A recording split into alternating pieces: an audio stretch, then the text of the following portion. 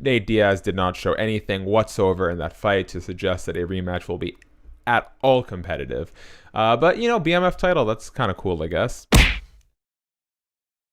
What up, Fightful fam? Shaquille Madjouri here with your Fightful Fix September 1st, 2020 edition. We're going to take a look at Brock Lesnar entering free agency, a super fight at Mike Tyson's ranch that Wanderlei Silva posted, and unfortunately the news that two brothers of a UFC fighter have died in a fatal shooting. Now, before we get on to today's topics, if you could please hit subscribe and tap the notification bell, that goes a really long way to helping us out, and a like on this video never hurts either. Okay, so just as we were finishing putting this video together, some breaking news exploded on Twitter, and so I just need to shoehorn that at the beginning of this video. TMZ Sports came out with a report saying that Kamaru Usman versus Gilbert Burns was scheduled to headline UFC 256 on Saturday, December 12th. That card also boasts Megan Anderson versus Amanda Nunes for the Lionesses women's featherweight title. TMZ Sports said that bout was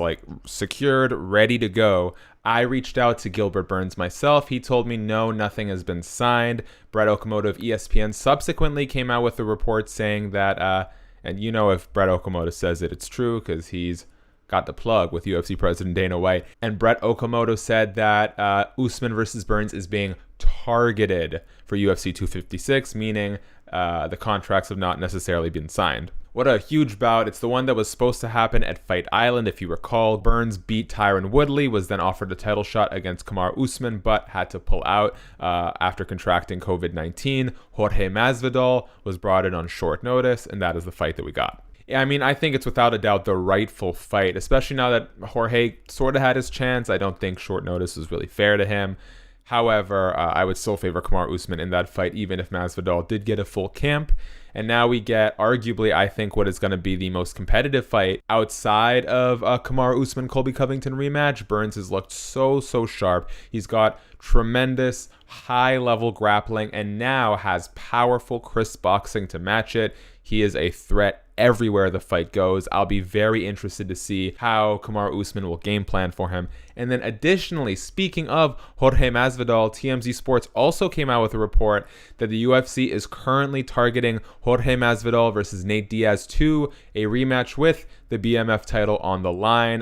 They did not say that one was set in stone. I've reached out to Jorge Masvidal's managers for some sort of acknowledgement or response to that. Have not yet heard back. I also haven't seen anything from Brett Okamoto or any of the other big media outlets as of right now. That is a terrible fight. I'm so sorry. I get it. Lots of money in it. Nate Diaz probably feels a little slighted considering that the first fight, I think it was UFC 244 at MSG. I was there. And I saw the back of Trump's head. It is quite toupee-y. You know what I mean? Anywho, Jorge Masvidal was absolutely just destroying Nate Diaz on the feet. It was ultimately ruled a doctor's stoppage due to a cut over Diaz's eye, but Nate Diaz did not show anything whatsoever in that fight to suggest that a rematch will be at all competitive. But, BMF title, that's kind of cool, I guess. So that's where we are. On to the next story. Let's start with Brock Lesnar. Yes, big boy Brock has once again entered free agency after negotiations with WWE failed to provide anything fruitful. He is now able to explore other options, including possibly a return to MMA. Now, this is not the first time this has happened.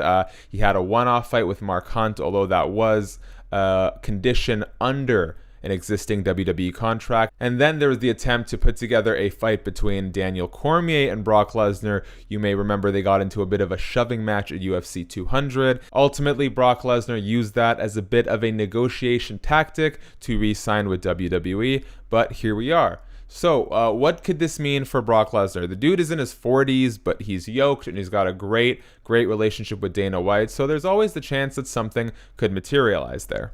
One person who has discussed Brock Lesnar's future is Bellator president Scott Coker, who is supremely interested in putting together a dream fight between Brock Lesnar and Fedor Emelianenko. Odds makers say that Brock Lesnar is currently the favorite in that potential matchup. And someone else who called out Brock Lesnar is, of course, former UFC light heavyweight champion Jon Jones. He is making his impending move to heavyweight, is eyeing a title fight against Stipe Miocic following the conclusion of Stipe versus Francis Ngannou, but Brock is someone who he would love to fight as well. What do I think about this? I mean, listen, anytime Brock Lesnar is mentioned, I see dollar signs. I love a good freak show. I love some publicity for MMA. So I am ultra down with Brock Lesnar. He's just such a curious case, you know? He's this freak athlete who is able to conquer the UFC heavyweight division with so few fights based on his wrestling pedigree and just his freakish, hulking strength and power and athleticism.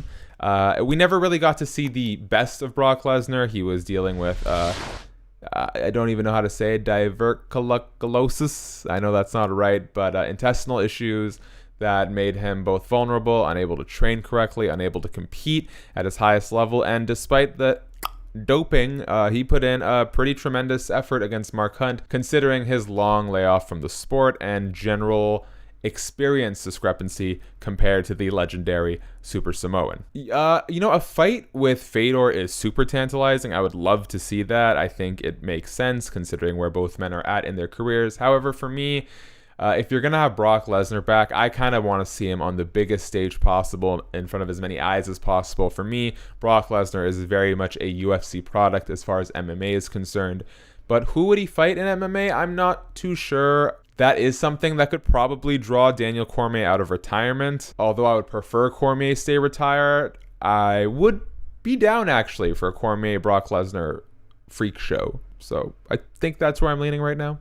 And in other news, Wanderlei Silva, the Axe Murderer, the Pride and UFC legend, recent Bellator fighter, and newly signed Bare Knuckle FC product, kind of set the world on fire when he posted a promotional fight poster for an event that was supposedly take place on the Mike Tyson Ranch on November 21st in California. It had Wanderlei Silva versus Vitor Belfort 2, Tito Ortiz versus Rashad Evans 3, and Fabricio Verdum versus Fedor Emelianenko 2 as top billing. Although if you look closely at the poster, it says Victor Belfort and I think like Rashard Evans, so clearly not the most professional poster. He took it down shortly after. I subsequently texted Vitor Belfort, who told me that it was, quote, fake news. Vitor later took to social media and doubled down that this fight is not legit, this card is not serious, and that Vitor Belfort has expressed interest in fighting Wanderlei Silva in one championship, that one championship is on board, and all that needs to happen is for Wanderlei Silva to sit down with one championship and draw out the contracts. And finally, in some terribly sad news, it's just hit the MMA bubble that in early August, two brothers of UFC fighter Dequan Townsend died in a fatal shooting in Michigan. Marcus Jackson Burton, 32, and Stephen Lee Jackson, 31, died following a shooting at a Lansing, Michigan strip mall on August 4th. That is according to Lansing State Journal. Stephen was pronounced dead at the scene of the crime. Meanwhile, Jackson was pronounced dead shortly afterwards. A suspect is in custody. I'm not going to name him in this video. You can find that information out on Fightful. Personally, when I'm having this dialogue or this monologue, whatever you want to call it, I don't really like to give alleged killers any notoriety or any additional fame or any additional rub by announcing their names or showing their photos, but if you're really curious, that information is easily accessible online. The suspect was arrested and charged with murder, assault with intent to murder, and 5 weapon counts. Those charges will likely be amended now that Marcus has also died. Dequan Townsend did speak on the matter, and he said, quote, "It's hard to grieve when I have to be strong for my older brothers and my sister and for my family, to try to keep my head held high, but this hurts. This truly broke my heart." Townsend and Marcus specifically were said to be super close, best friends, talked every single day. You hope that if the alleged perpetrator is guilty, that he will be tried to the fullest extent of the law. These are patterns that should not and cannot continue to exist in our society. And yeah, I just wish Dequan Townsend and his entire family the best. I hope that they can heal from this and that this brings them together. And I hope that this does stoke some meaningful change in whatever form that may take. And that is all for today's video. Let us know in the comments section, where would you like to see Brock Lesnar sign should he make a return to MMA, and who would you like to see him fight in his return? If you enjoyed this video, the best way you can help the channel grow is by hitting subscribe and tapping the notification bell. A like on this video never hurts either. For Fightful MMA, I'm Shaquille Madjouri. Please stay safe, and we'll catch you soon.